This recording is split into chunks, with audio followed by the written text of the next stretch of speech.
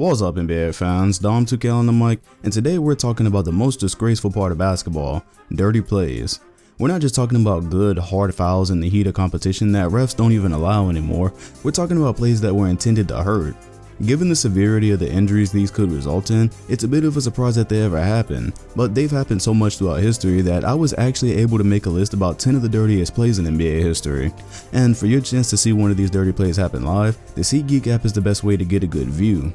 SeatGeek pulls tickets from all over the web and has them in one place to make purchasing one for your event really easy, and it also assures you'll be getting the best value for your ticket. While searching for your tickets, each one is ranked with a score from 1 to 100 that lets you know if you're getting a good deal or not for your purchase. On top of that, the app also provides you with a detailed view of what you would see from your seat before you even get there, which is extremely helpful. If you're interested in downloading this app, the link is going to be in both the comment section and in the description. And without further ado, let's begin the countdown. I do have these organized from least to worst, so let me know what you think about the order at the end. Number 10. X-ray kick. We're starting this list off with the most recent offense out of the 10 I have written down. We're also starting here because where every other foul on this list seemed to be completely intentional beyond a shadow of a doubt, I just can't rationalize why Draymond would have meant to do this. We all remember the Warriors OKC series of 2016, and things were going pretty well for the Thunder. The series was tied 1-1 coming into this moment. The Thunder were looking to extend their lead to 10 in what would eventually be a blowout, and all of a sudden, bam, Draymond Green Mortal Kombat X-ray kicked Steven Adams in his junk. This had to make the list because even though I questioned if it was actually intentional, this was a direct hit with a lot of power behind it, so whether it was intentional or not, it was a dirty play. What's even crazier about this is that not only did Draymond Green not get suspended, he didn't even get kicked out of the game as he was only assessed a flagrant 1 foul. The Warriors were already struggling in that series, and the NBA knew a suspension meant it was over, so if you're wondering how he got spared, there's your answer. Number 9. NFL Street. Have any of you played the PlayStation 2 classic called NFL Street? If not, I definitely recommend it. Also, sub to my second channel cause I'm sure I'll be playing it there sooner or later. Anyways, I bring that up because this foul by Marvin Williams on Rajon Rondo was pretty similar to the dramatic takedowns you see in that game. The young Atlanta Hawks somehow managed to take Boston's new big 3-7 games in 2008, and that's where this game breaker tackle took place. Boston was up by damn near 30 as they finally seemed to take Atlanta seriously. Marvin Williams seemed pretty salty about it, so he grabbed Rajon Rondo around the neck with both arms out of midair to toss him onto his back on a fast break. Williams was assessed a flagrant 2 foul for playing the wrong sport, and he got a 1-game suspension. Being that this was the last game of the Hawks season, he served it at the beginning of the 09 season. But man, can we just stop and acknowledge how incredibly dirty that play was? Could have ended up way worse, but luckily Boston went on to win the championship with their sacked quarterback healthy. Number 8. It was the only way I could guard him. So that's not an actual quote from Raja Bell, I just assumed that's what he was thinking when he blatantly tried to injure Kobe Bryant in Game 5 of the 06 playoffs. Kobe was putting up around 24 points a game on about 50% shooting when the Lakers had a 3-1 lead on the Suns in the playoffs. In the first elimination game, the Suns were finally back in control in the 4th quarter, and then Raja Bell decided to get revenge for, well, something that didn't even happen. With about 10 minutes left in the 4th, Bell was viciously elbowed by Kobe Bryant. Oh wait, the replay clearly shows there wasn't even contact. Sweet, so just a bit later, Kobe started to drive to the rim, and still feeling the pain from that imaginary elbow 3 minutes earlier, Bell wrapped him up and tossed him to the floor. This play made no sense for a couple of reasons. First, nothing happened to warrant that retaliation. Second, the Suns were down 3-1 at this point, and Bell was a pretty important part of that series.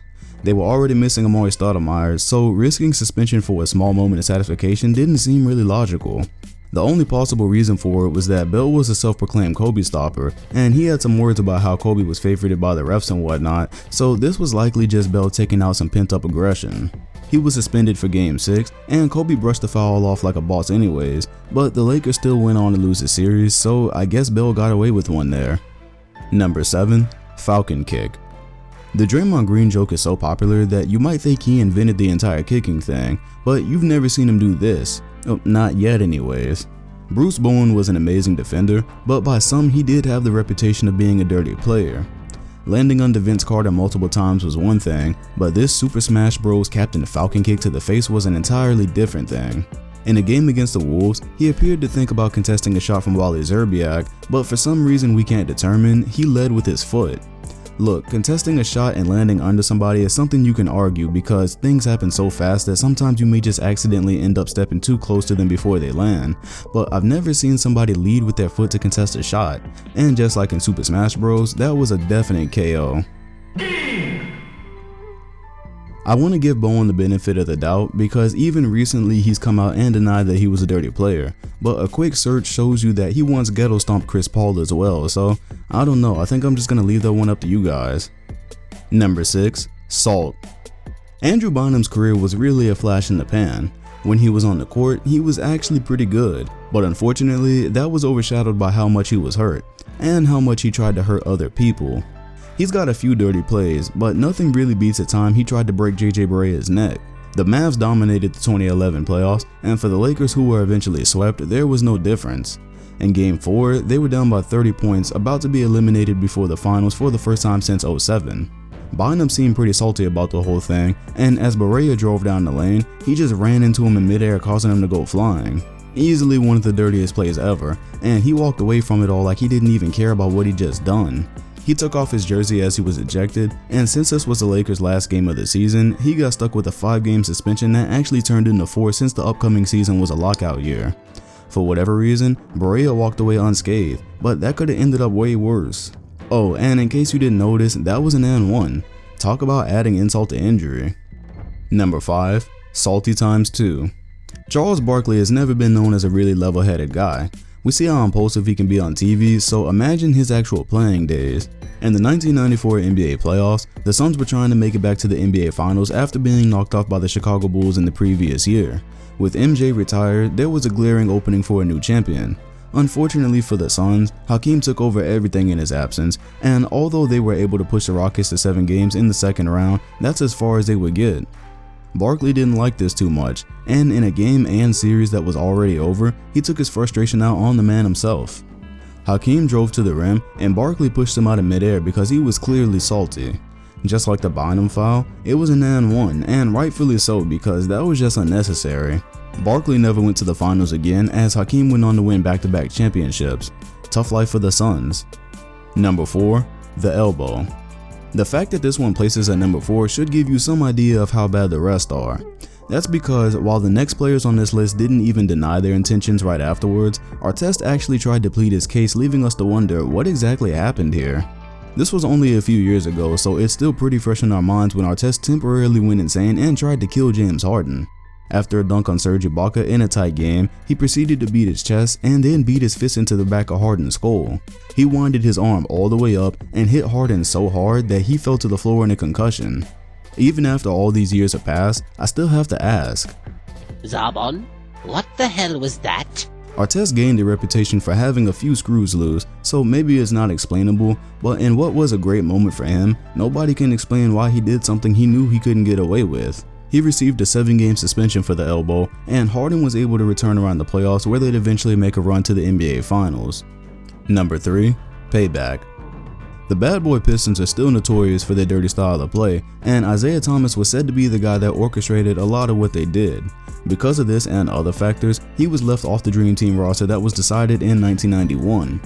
To add insult to injury, or injury to insult in this case, just a couple of months into the 91 season, Karl Malone hit Thomas with one of the nastiest elbows in NBA history. Down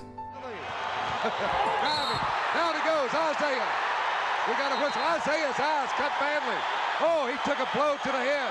Blood all over his forehead.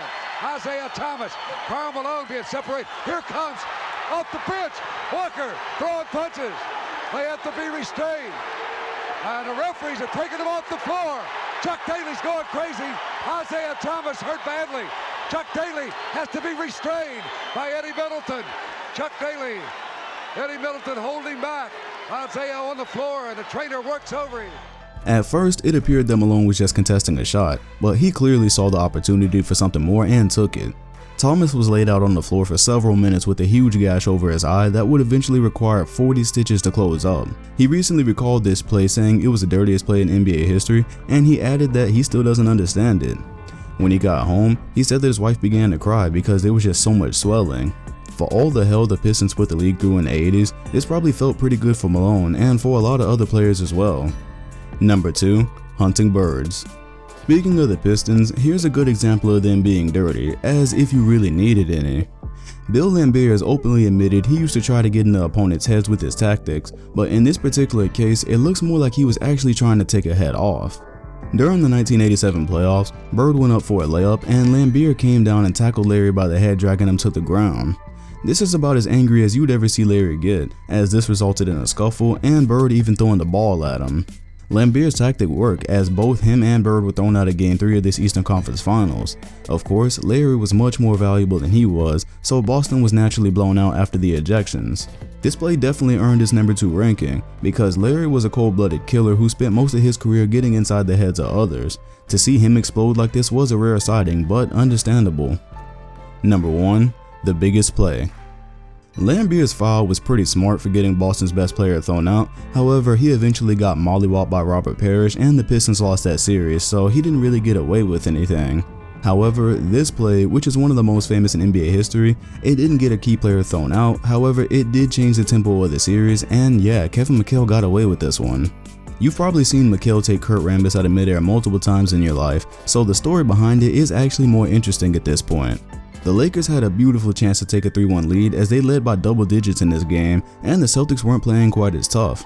Before the game, Kevin McHale recalled that in practice, their lack of toughness had been brought up, and there was a shared feeling that they needed to hit somebody to set the tone. This game and series was going the Lakers' way, so the foul did exactly what it was supposed to do. It made the Lakers blink, and just a few minutes later, Kareem and Larry Bird were getting into it. Eventually, the Celtics won that game and the series, in which Magic Johnson earned the temporary nickname Tragic Johnson. Had that foul not have happened, the Lakers might have easily won the series, but it gave Boston the edge they were missing, so one could argue that this was the biggest play of that finals. Oh, and peep Larry Bird coming in to help Kurt Rambis after his buddy clotheslined him.